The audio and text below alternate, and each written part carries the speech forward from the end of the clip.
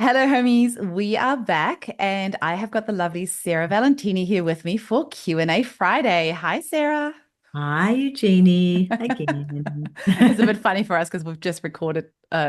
Well, if you're listening to this one, it'll be last week's one, but for us, it was only a few minutes ago. We're batch recording today, and we're looking at some of your questions. Sarah had a couple of questions come through for her on her Instagram, and I have posted in the Homeopathy Hangout podcast Facebook group on any questions that you have for us. One of them was from Helen Newell. It said, how have you best treated leaky gut in children? And have either of you ever used Akkermansia monsanfilla for that issue? And then on your Instagram, Sarah, you had a question about can you Can heal? you heal dairy allergy with homeopathy? So I think, yeah, if we talk about gut healing and homeopathy, that's we can cover off on all of these things, Okay, I you go think. first. Okay. So maybe like just touching on leaky gut being the result of many different influences, but I really do see it as a strong result of dysbiosis.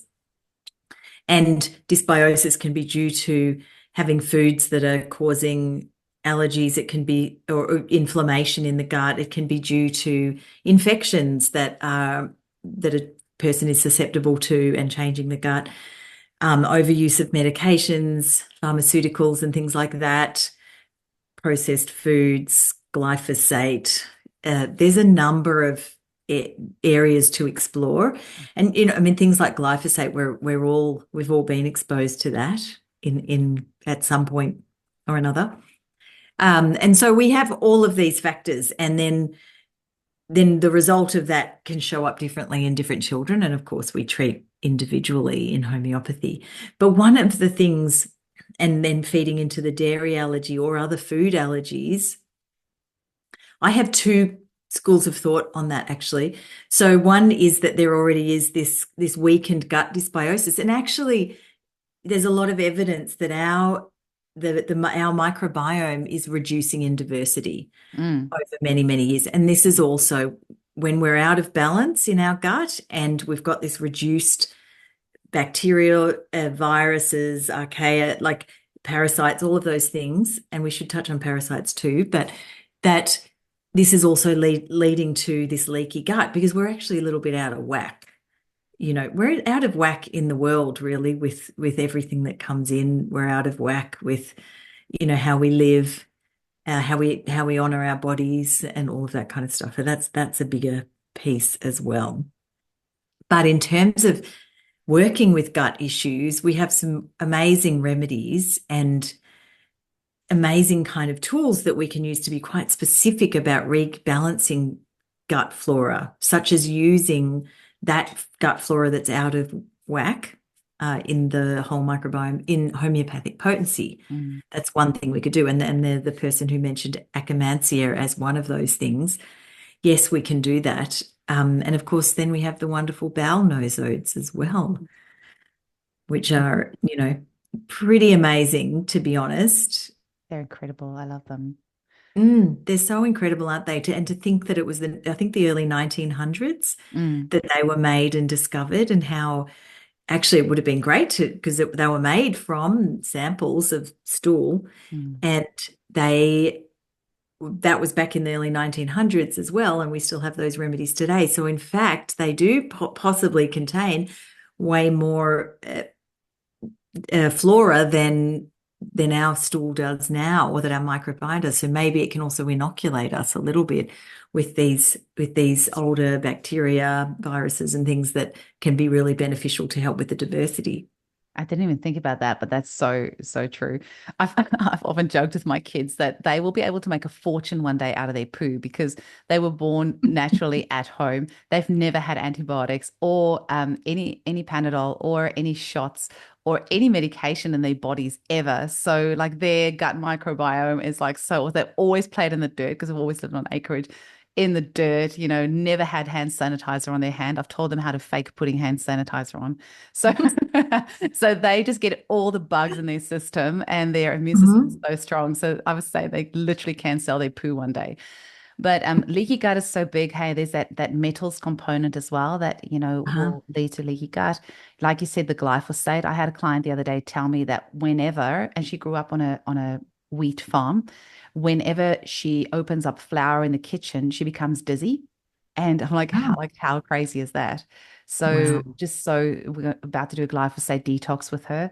Hmm. Going to be interesting. We're Wow. doing it very, very slowly. We're water dosing for her because I was saying you're probably going to have a massive headache. The first time I took the glyphosate remedy about 6 years ago, I had this biggest headache ever. Oh, I did not wow. know that my body would react in that way. I was really surprised. Fluoride in drinking water reduces our gut bacteria. I was literally listening to a podcast on Low Tox Life, actually, and Mhm. Alex Stewart was saying, the fluoride in our drinking water reduces our gut bacteria. And I'm still amazed how many people drink tap water. I mean, it tastes disgusting. I don't know why you'd want to do it in the first place. But that fluoride, like, why would you do that? It's a neurotoxin and it's just, Mhm. it stops the uptake of iodine. And so we're wondering why the, Yeah. IQ globally is going down.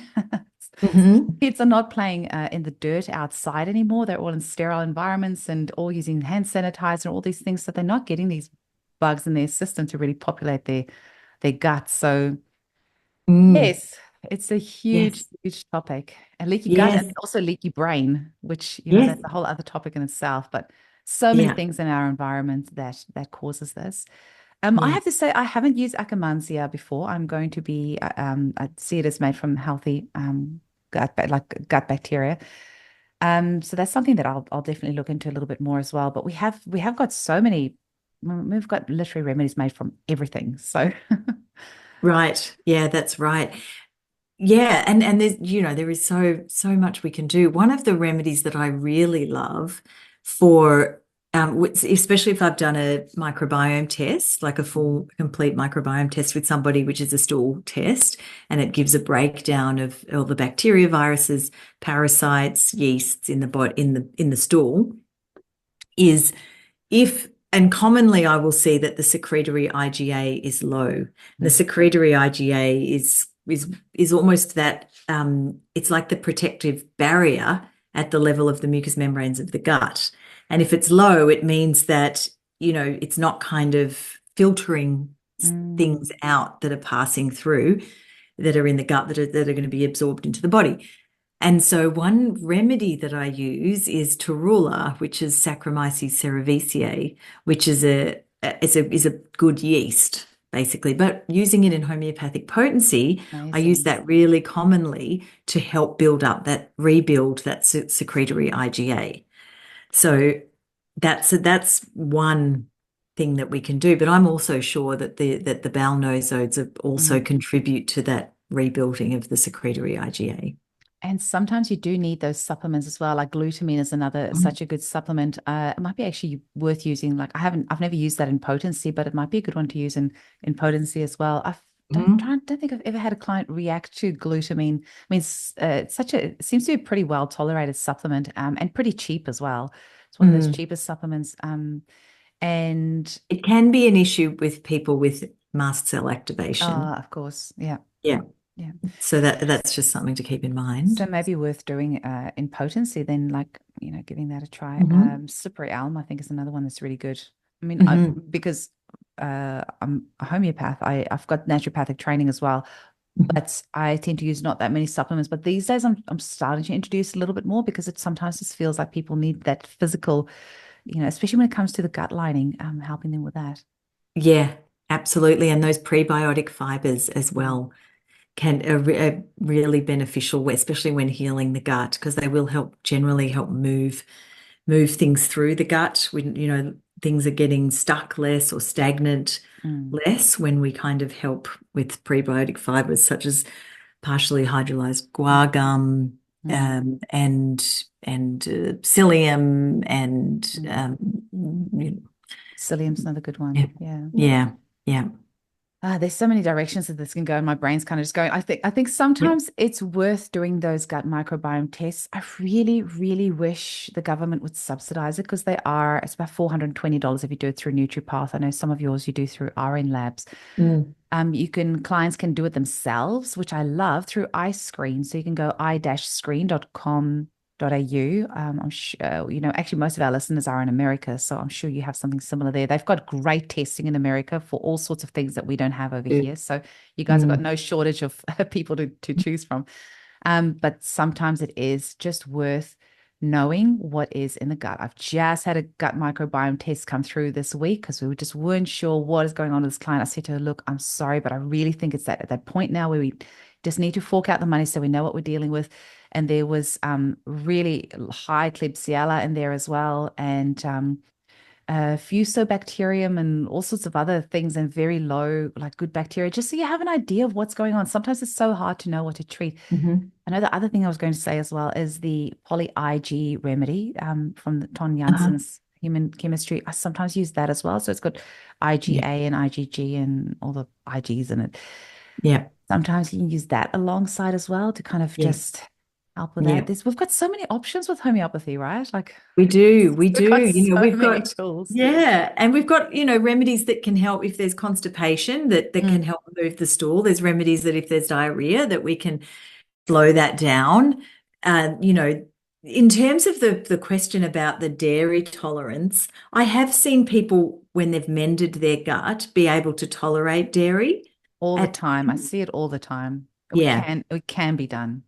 Yeah. And Mm. then I would also say just being really careful about the dairy that you're having too, because obviously the cows, the if it's not organic, and hopefully if it is organic, you will be avoiding the glyphosate a little bit more. But that's just another source of those kind of toxins and chemicals that will re-damage the gut. So I And would think, some people just do not tolerate dairy well. I mean, I actually have a GFDF remedy, which has got like the, gluten and uh, uh casein. yes, and lactifloratum and Mhm. triticum vulgarum and a few other things in it. And I give that to my clients to keep in their handbag. And if they're out and about and at the place where they can't avoid it, you just have the remedy afterwards, every, 10, 15 minutes or so for about 4 doses, because we do have to live. And, it's always Yeah. best if you avoid those trigger foods. But sometimes, and I would just say not to abuse it, like not to then think you can eat it all day and just take the remedy, because that's not good either. But it is for those times when you're in a tricky situation, there's nothing else for you to eat. And then there is something that can give you like a little bit of relief in the meantime. But healing dairy allergies is kind of like a no-brainer for homeopaths. Like we do it all the time. It's actually pretty Mm. straightforward. It does just sometimes take a bit of time. It's much quicker to do in kids than it is in adults, but Mm. it can be done. Absolutely. Yeah. I would also say though, because I have a lot of clients who really don't want to give up the food. And you do actually to heal the gut, because if you are consuming that food that you're currently sensitive to ongoing and you don't want to give that up, your gut won't heal because it is going to be inflamed.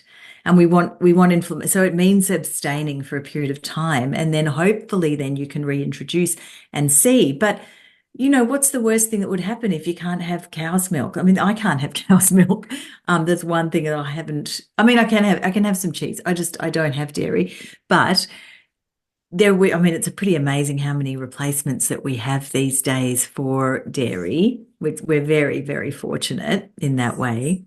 So And fortunate. I think in terms of food as well, I'll often encourage my clients to look at, so tell me what comes up if I tell you need to avoid that food. And then there's the emotional aspect of not being able to eat things. And when we work through that as well, the tension with that food also can dissolve too, because it's like, what is that food doing for you? Like, what is it masking, or what is it helping you kind of avoid, even possibly? Hmm. Spoken like a true homeopath. I love it. Looking at absolutely 100%. And you see the resistance in some people of not wanting to do it and then exploring that a little bit more. I love the interview I did with Kobe Nehushtan from the homeopath from Israel. And he talks about, if you have any sort of energetic thing with any sort of food, then there's something to be explored there. In the case of milk, it's obviously to do with mothering and nurturing. So have you got an allergy to milk? Do you have an excessive craving for milk? Are you completely averse to milk? Then maybe exploring that relationship with mothering and nurturing. Is there something there that needs to be healed? And then for the father, it was meat. So are you completely averse to meat? Do you react to meat? Can't you digest meat? Like what is, and then like healing it from that aspect as well. I'll say, in my in my early prescribing days when I was like, homeopathy can heal everything. I'd say to Mhm. clients with X, Y, no, you don't. Your child doesn't need to stop their dairy. We can heal this without them stopping the dairy. And then I'm like, uh-oh, or kids with like glue ear or things like that. No, you can continue the dairy. And I'm like, uh-oh, no, it doesn't work that way.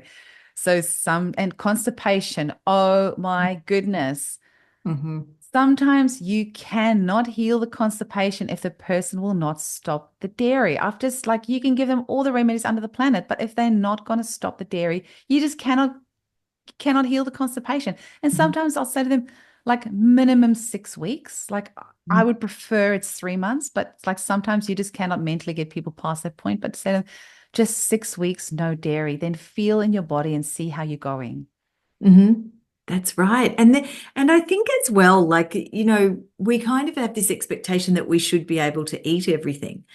And that expectation has to change too. Like, because, if you can, I had a client once she had Crohn's, and she was doing the GAPS diet fairly consistently, like her whole life because of the Crohn's. And she said she really had to change her relationship with food in a way. And I think, I mean, that goes back to that emotional aspect of that connection to food, the challenges of celebrating around food, of wanting to fit in with food. The parents who, when the kid goes to the birthday party, they just want them to have the food, and that I'm totally like, well, you do that because if it's going to compound something else. But I had a child who I was working with for 2 years, and so much changed in this child except for the constipation. And I was like, and I'd mentioned it and they didn't want to do it. And I was like, you've just got to actually, it was gluten and dairy. You've just got to try it. Because if you really want him to poo, you really have to try it. And they did. And of course, now he poos every day. Exactly right. And actually one of the questions that was in the Facebook group was something along the lines of something to do with that. Kind of what are the here we go. What are the limits of homeopathy? Can it do everything short of surgery? Like I do think like sometimes, yeah, there is a limit. Like Hmm. you sometimes do need to make those dietary changes. You need to get out of that toxic relationship. You need to move away from the 5G tower, move out of the moldy home, the smart meter box that's on the outside of your bedroom wall where your head is resting on your bed. You need to move away from that. Like sometimes like homeopathy is amazing, but sometimes you do need to make those changes to really, I mean, I always say to my clients, I've got a client at the moment, major liver congestion, so many issues. But she refuses to give up her alcohol. And I'm like, it's fine. Like you've just like if you decide you want to be here for a good time, not a long time, that is fine. I'm here to support you along the way. It's totally fine. Right. Just so you can aware of it's not my shitty prescribing. It's like I Right. cannot help you. But I also say to I'll finish that sentence. I cannot help you if you don't want to be helped. I can only help you to a certain point. I always say to my clients, you can hit your head against the wall every single day, and you can take arnica every single day. It's going to help you, but you're not going to fully heal until you stop hitting your head against the wall. And homeopathy is non-judgmental. It's not going to say, no, I'm not going to heal your bruise today because you don't want to listen to me. Arnica is going to be there. It's going to be a supportive, non-judgmental buddy that's going to help you with that bruise every single time you hit your head against the wall, but you're not going to fully heal until you stop hitting against the wall. Love it. Absolutely. Yeah. Mhm. Yeah, right. That's Um, exactly right. I'm just wondering, is parasites a thing, a talk all in Oh, itself, or yes. should we include parasites in this one? I feel like we should. We should. Let's do it. Let's Yes. do it. And I want to talk about parasites in that we make them our enemy. I have so many clients who come, and of course I work with a lot of children, and it's parasites, and we've got to get rid of the parasites. And we do, especially when it's a real issue. But one thing that we do with homeopathy, it's not just get rid of parasites. We make the environment difficult for the parasites to stay connected. And if we've got something invading us ongoing, such as parasites, that then we kind of also need to heal the reason that we're open and susceptible to them, number one. But the other thing is that some parasites are actually beneficial, and there is research that shows that some parasites are actually very helpful in autoimmune illnesses. And so this kind of war on parasites, it's the same as the war that we have on bacteria and viruses and things. We don't wage that war in homeopathy. We find the balance. We find the so that we're not in polarity with that. And when we're not in polarity, we can expel parasites. But getting down to the nitty gritty, we also have some pretty amazing remedies. Although sometimes I do find that I need to do other things to really support that. But we do have wonderful remedies such as Sina, Tucrium. We have the parasites in homeopathic form. All of them can be incredibly helpful, I find. I love the polyparasite mix. I cannot tell you how many clients I've had that have been to naturopaths and spent thousands on supplements, have been to the doctor, have had all the antibiotics and the dientamoeba and the blasto and everything else is still there. And then we do like a series of the polyparasite and then it's gone. And I have had lab tests from only one or two clients because, we don't get bulk bill GPs anymore. It's quite hard to find. So I used to be able to send my clients up until I think like end of last year, even started this year. It feels like it was around March somewhere this time. I heard clients say they can't go to bulk bill GPs. I mean, I never go to GP, so I wouldn't even know unless I was told. That you could send them to the GP, bulk bill GP for free, and then they could get a basic stool test done for free. And it basically just tests for blasto and dientamoeba and a couple of other things, not like the complete microbiome test. So some of them would go beforehand before homeopathic treatment and afterwards. And I've got like one or two of those tests, which we could show, okay, the blasto and the dientamoeba wasn't there anymore.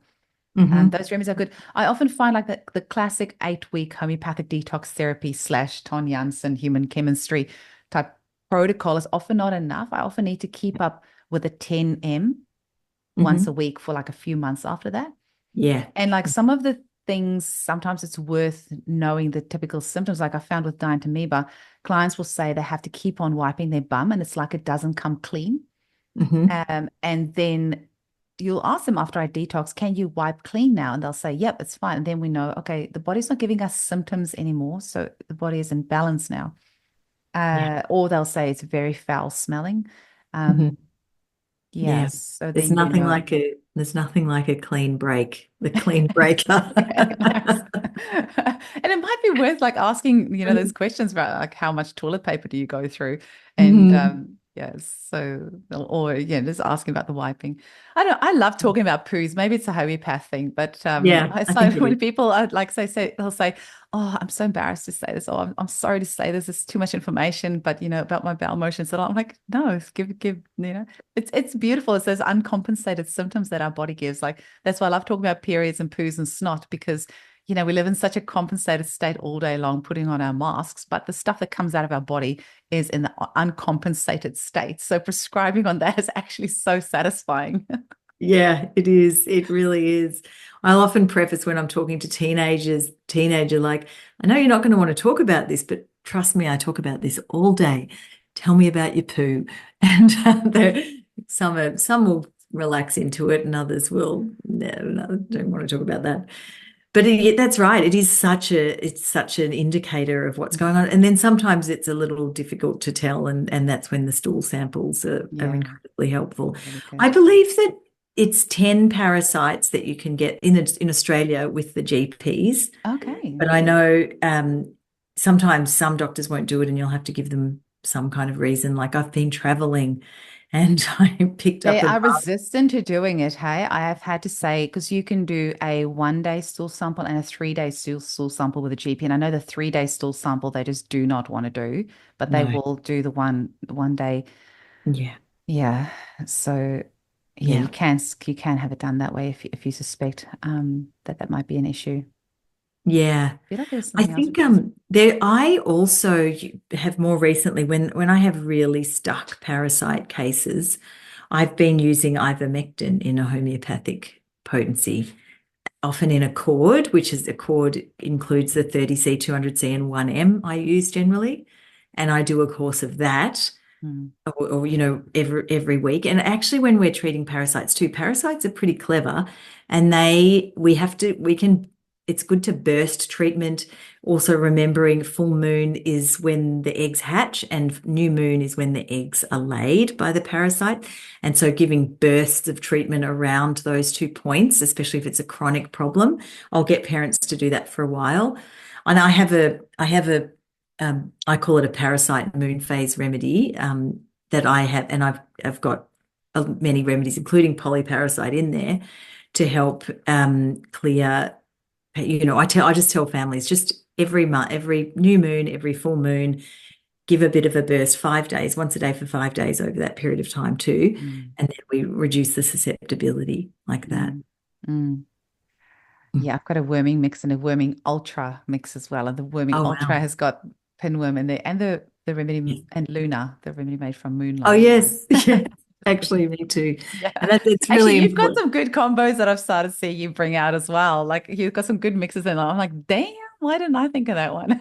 Oh, you probably did. Like you probably We've got already like did. slightly different things in our combos, but it's good. I'm Mm. happy to see homeopaths like using more combination remedies. I used to be so anti them, and then a few years ago started making some, and then there was like I think that's where you and I are both like clinicians. We both have very busy practices, and so instead of like teaching book knowledge, the two of us have real life knowledge because we are so busy. So we are seeing what works in practice, and that is what we use as opposed to just, oh, this person says I should do this, I should do that. We're actually like using it. Um, and I think that's very valuable. I always love learning from people Mm. who have been there in the trenches. That's why I love Hilary Dorian so much because she's had Mhm. such a busy practice for 4 decades. So I love learning from people like that. Mhm. Yeah, that's right. I have a lot of And I think respect for people who have walked the walk. Like that's yeah, my like one of my absolutely. highest things. I want to learn from people who have walked the walk, who have actually done it, and this is what worked, and this is what hasn't worked. Also keeping in mind that we all have different practices. I mean, I Mm. only treat women and children. So the things that I'm going to use and I'm going to find is relative to my practice. Somebody else might work in a particularly low socioeconomic area. Somebody else might work in a area that there's a lot of mines or a lot of industry. So they will use a different subset of remedies. You have a lot of pandas, autism. So your remedies, your set of remedies that you're going to work with is different. So it's always important to keep that in mind, like who you're learning from as well. Like don't just take that as that's gospel. Just take it in the context of, oh, this person's actually a new practitioner, or actually this person hasn't practiced for many years, but they're giving this advice. So maybe their advice might be a little bit outdated because they haven't practiced for 5 years, or, things like that. Like, so Yeah. not just taking it as gospel, taking it from the person that you're getting it from with, oh, this is how they work. This is how they see the world. This is the people that they treat, and this is the results that they get. For example, some homeopaths really love the remedy lac humanum. That's the one that they will use, which is made from the breast milk of one woman. And I'm just thinking like Patricia Hatherley, she loves lac humanum and has incredible results with that remedy. And then Tina Smith's was more lac maternum. And I like really vibe with that particular remedy because it's made from the breast milk of 9 different women from colostrum all the way through 9 or 10 months. And I know some people say start with lac humanum, then go to lac maternum. In my clinic, I just personally haven't had that great results with lac humanum. I only use lac maternum. So, Mhm. like we all have different, it doesn't make one bad or one not. It's just we all have different experiences because we have a different subset of clients that we work with. And that's Mhm. completely nothing to do with leaky gut, but I just Yes. feel passionate Yeah. about that topic. Yeah. Yeah. It's true, isn't it? And I think as well, we like when you work with many, many clients, when you prescribe a remedy that lands really well with a client and that they do really well, you learn a lot about that remedy. You learn a lot about that person. And then when you see that over and over again in different situations, you really have this applied knowledge. And I think that I remember when I was studying in my undergrad, and it was like I know that there's one lecturer in particular that was teaching from the book. She was teaching from the Materia Medica, and she could paint the picture what staphysagria was or what sulfur was. But then you get into practice and then there's so many nuances. And then also like, yeah, I work with a lot of complex pediatric cases. And so with neuroimmune disorders. And so, I really get that. I really get that process and I really get that pace that the vital force is moving through and all of that kind of stuff. And, I know people who work a lot with women and pregnancy and all that stuff, and they really get that, in different and nuanced ways because of that experience. And that is definitely invaluable. My like I've realized I'm probably ADHD, but also a projector, and I have like a bajillion ideas that pop into my head like all day long. And as we're sitting here talking, I'm just thinking, we should maybe you and I should start like a mentoring type group, like helping new homeopaths. Because I'm just thinking I would have loved to have somebody like you and I help me when I was a student and also a new homeopath. So maybe we should just put it out there on the podcast. I like to do things on the fly. I always like do things Yes. first and think about them later. But we've realized that Sarah's Capricorn energy is very good to ground my like fiery Aries energy. I'll just throw it out there. Like I always like love throwing out there and just things out there and just seeing what sticks and what doesn't. And if it doesn't, just move on. But maybe we should just put it out there, Sarah. Should we start like a little like mentoring group for Yeah, like I think I feel like that because I would have loved that when I went into practice. And I think another reason I set up my group practice was because, I had a lot of experience and I have two group practices actually, the Homeopathy Hive and the Family Apothecary. And, I was like, people that go into practice, like you can feel so afloat. So, Mhm. and you kind of need guidance. You need people to help you find the way, and have a bit of a gang as well that you can discuss things with. Mm. And, it's just so incredibly invaluable. Okay, well, let's throw it out and we'll see what sticks, hey? Yeah. We'll see if anyone's Yes. even listening to this and if they're Yeah. keen, then maybe we should make it happen. Well, I think we can squeeze in one more like batch recording. So let's say goodbye on this one. And anyone else that wants to listen to the next one's going to have to wait till next week. See you later, everyone.